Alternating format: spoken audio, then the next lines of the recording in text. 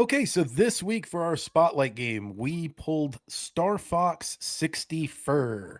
If you owned a Nintendo 64 in the late 90s, there's a good chance you remember the moment a calm voice told you to do a barrel roll. Developed by Nintendo and released in 1997, Star Fox 64 put players in the cockpit of an Arwing as Fox McCloud, leader of an elite mercenary squad defending the Lylat System from the forces of Andross. The game's cinematic flight paths guide you through explosive dogfights, towering bosses, and desperate radio chatter from teammates Falco, Slippy, and Peppy, creating an experience that feels part arcade shooter, part Saturday morning space opera. But what made Star Fox 64 legendary wasn't just its action, it was how it kept pulling you back in.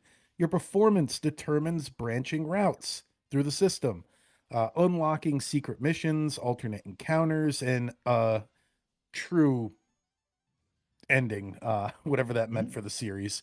Um, Tight controls and score were just the score was amazing.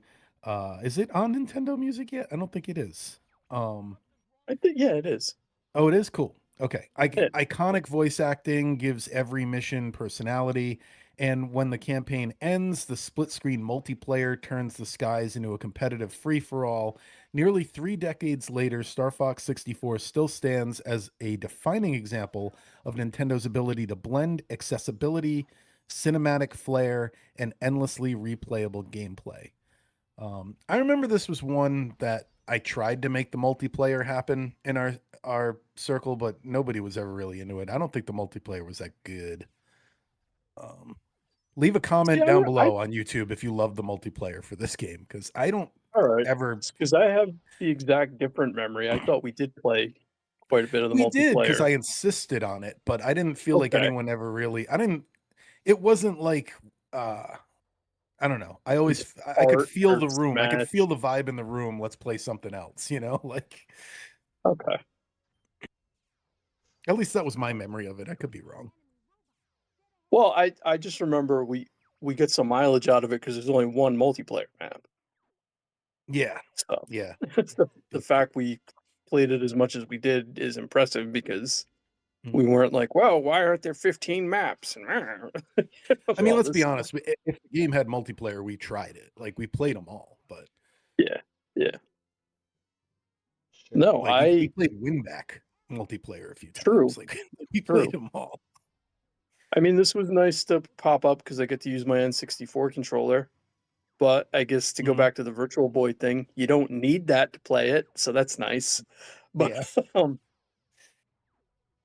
no, I had fun with it. It mostly holds up for me. I didn't realize the branching path thing was based on doing stuff in the first mission.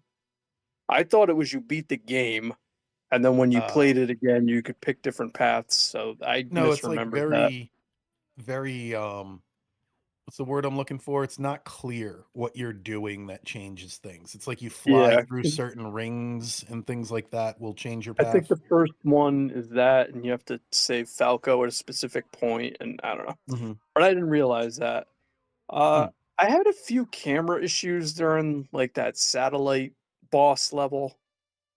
I don't know if that was just of the time. It was just constantly trying to like turn me back away, and so I Hmm. was just constantly doing that flip to right everything. But no, I forgot a lot of things. I didn't realize the tank was in this game. For some reason, Hmm. I thought that was the GameCube introduced that, not N64. Um, I Like in didn't the all remember. terrain mode. Yeah, I didn't remember that. What else was it? Like I had a lot of fun with it. I didn't do the branching paths, but oh, the end. The end boss is one of the weirdest things I think I've seen in a game, which is I've saying a lot. never understood that. It's in the Super Nintendo one too. Like, how is a giant head in space like A supposed bad to be guy. taking over the universe? Yeah, exactly. It's like I don't know. It's very weird that he commands an army and is like taking over planets that it doesn't seem like he would fit on. Um, Yeah. Well, So it's a that it's a was very flying odd, fox, but guys, come on. Oh, that part's completely believable. I'm not worried about that. Oh, I forgot that Wolf and his team were in it. Oh So that yeah. Yep. surprised me when they showed up and went, "Oh, cool. These guys were in this game." So I don't know. I had a lot of surprises because it's been long enough since I've played it. Um, so I enjoyed it. It gave me a lot of nostalgia for the time. It made me kind of miss the Rogue Squadron games Hmm. because those had the same type of vibe. I don't know, Harrison, was this one you played at the time, or was this just as it came up thing? Oh yeah, I played this one at the time. I don't think I owned this Okay. one, but I definitely remember playing it. It's interesting to see most of the criticisms that I saw in initial reviews are from the multiplayer. But Hmm. besides the fact that they're constantly comparing this game to the Super Mario 64, which is just unfair. But That's uh, a weird comparison, but okay. but yet the multiplayer I saw in reviews that they would say that it was like too small or too busy. And I was trying to think like back then when you had like maybe smaller TVs and Yeah, I didn't get to that's try a the weird criticism. multiplayer this week to really get like Yeah, because a imagine it 4 screens. You know, yeah, Yeah. you got a Yeah. quarter of your right. screen. Right, and if you have like a 32-inch CRTV, Well, whatever however big those TVs were, whatever. Um, I and it's comparable to a battle mode in a Mario Kart, though, space-wise. I don't feel like it was any Mhm. different in sure. terms of that, but I okay. I think like this game is a huge upgrade from Super Nintendo, which a lot of people comment on. But I think at the time, it's always the rail shooter genre that gets that comment. And if you're someone like me, you just kind of find rail shooters to be kind of okay, like they're fine. This game controls better than what I remembered it to. Like it's still really fun to play. There's tons of replayability. This game makes so much sense on N64 because it's a game. It's like it's long. It's not too long. It's meant to be played over and over again. It's meant to be played with your friends. It's a great addition to the N64 library, which is why it was so popular. And the the one-liners in this game are just absolutely fantastic. I mean, Mhm. it's just if there was ever like a Nintendo game that reminded me of like a B movie, it's this one. Like I I see Oh, your yeah. dad and you I see your dad and you fox. Like there's just so many like Yeah, there's the just so many dad good thing ones. confused the heck out of me as a kid because for some reason I thought that because they mention it so many times in this one, I thought, "Oh, the character from the Super Nintendo game must be his dad. Like you must play the dad in that one and now you're Fox in this one." But that's not the case. And that was just I don't know, very confusing for me. They're constantly I thought this mentioning his dad, yeah. Yeah, they bring that up because Wolf brings it up too. Yep. But, I like that they're all different animals, like, I love the whole aesthetic of it, and, the end is hilarious to me if you just beat it Hmm. normally, and they have, like, that Star Wars ceremony, and he's like, "Oh, you're gonna join up now," and he's like, "No, we have to go," and the end is just Team Fox running away. It's like Yeah. Poochie. Yep. I have to go now. My planet needs me. So I was just like, I don't remember this ending, but I love it because it's just so ridiculous. But, yeah, I mean, I it's a series I wish that had consistent releases and also stop remaking the first game Yeah. because that they've done it 3 times now, but yeah, I'd like to see Star Fox come back. I'd like to see them expand the multiplayer to be the campaign so everybody can pick a different member of Team Fox, and whoever picks Slippy is the person who, is going to annoy the hell out of everybody. And But multiplayer doesn't have to be a battle royale for something like no, this. no, no. You could do like a race, you could Yeah. do like obstacle courses. There's so many different things you could do. And I like that the bosses are pretty varied. Like you kind of would expect it to just be a dogfight or Mm. like the satellite one where it was the only one I had issues with the camera, but like just shoot this building or whatever thing. So they did a good job of varying it. And again, the end boss is bizarre. You know, like it swallows your ship. But I don't know. I really had fun with it. Yeah, I think Star Fox needs to come back and stick around for a bit. Yeah, the series is kind of lost on me. I did take the time to look at some reviews from when it was re-released on 3DS, and it seemed like it Mm. was a pretty decent re-release that they actually spent a good amount of time on because, of course, you had the 3D functionality of it. But Yeah. if you didn't want to use the 3D functionality, it also used gyro as well. So it sure seemed like they used some good time to actually get the game on the 3DS.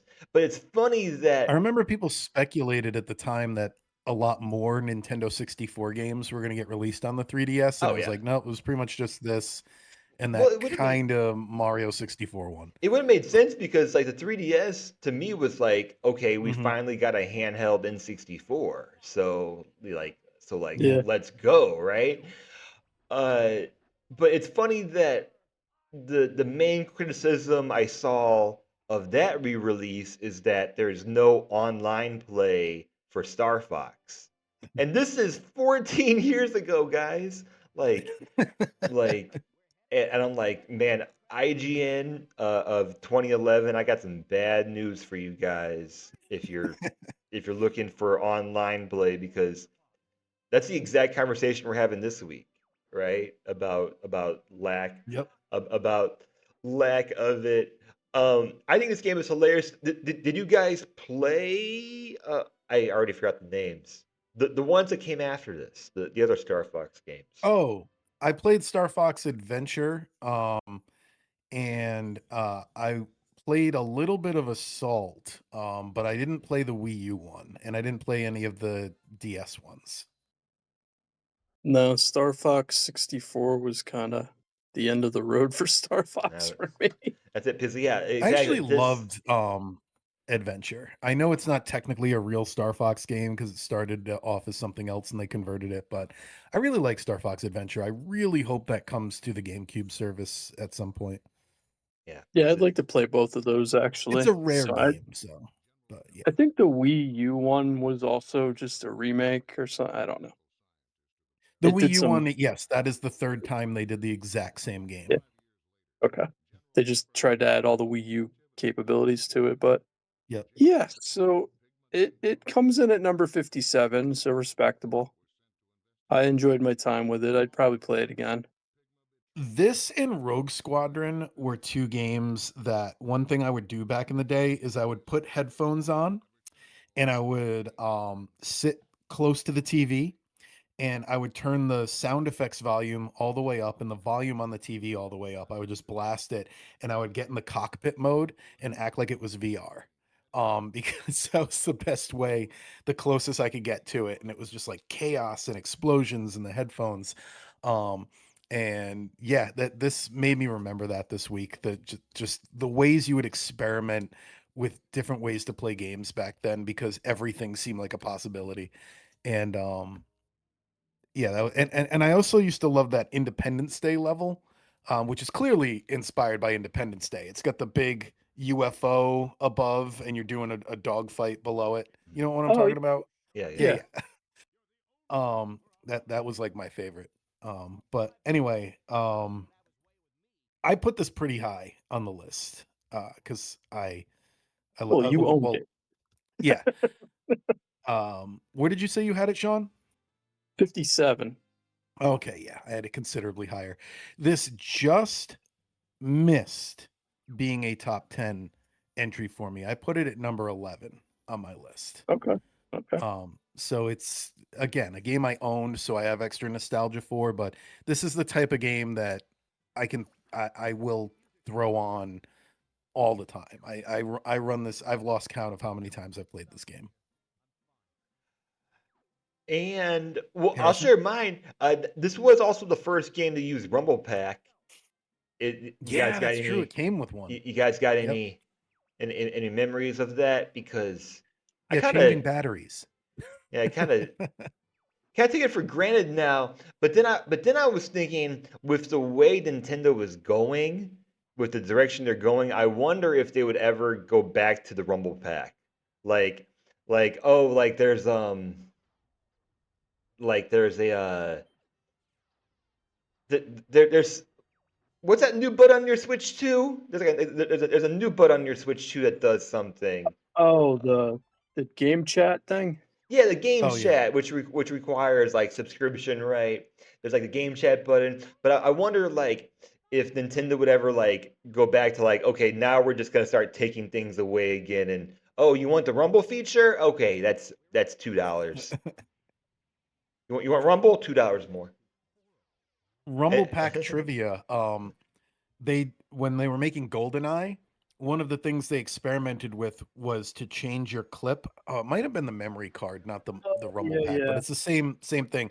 You would have had yeah. to like physically change the clip in the controller to change your clip, but it got obviously didn't make it too far. That's too much, too cumbersome. Rumble So where's it settings, ranking, Harrison? yeah, it's ranking 53 for me. Okay. It's right below 1080 and Wave Race. So like, Wave it's race. tough because like those are all games that I really enjoy. And Right. I think I enjoy it more than Star Fox. So 53 is very solid.